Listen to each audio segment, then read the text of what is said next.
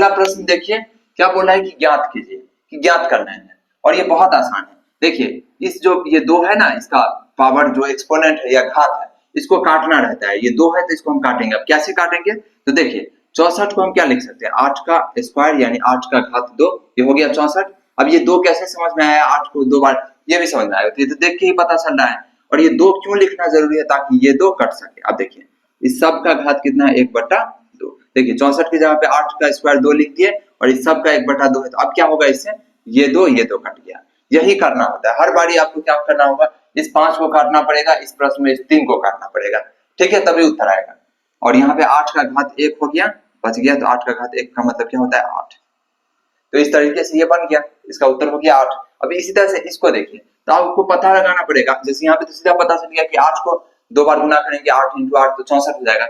अब ये कौन सी संख्या यहाँ पे डाले जिसका पावर 5 32 हो जाएगा, तो ये आपको पता लगाना है। तो ये कैसे लगेगा, अगर समझ में आ रहा है डायरेक्ट तो डायरेक्ट, वरना आप क्या कीजिए, इसका अभाज्य गुणनखंड कीजिए। तो देखिए 32 को करते हैं, 1 को छोड़ के सबसे छोटा जो होता है तो 2 होता है।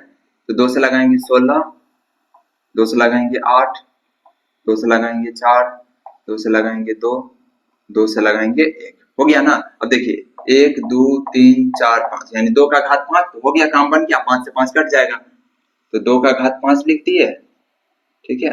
और सब का घात कितना, 1/5। अब ये 5 कट गया, तो 2 का घात 1 हो गया, जो कि हो गया 2। तो इसका उत्तर हो गया 2। कितना आसान है। अब इस प्रश्न को देखिए, तो पहले इसको मिटाते हैं।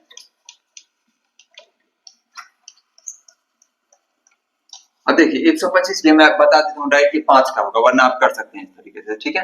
तो 5 का घात 3 लिख सकते हैं 125 को, और सब का घात क्या है, 1/3। अब ये 3 उड़ गया, तो 5 का घात 1 हो गया, यानी उत्तर हो गया 5, ठीक है। इस तरीके से तीनों प्रश्न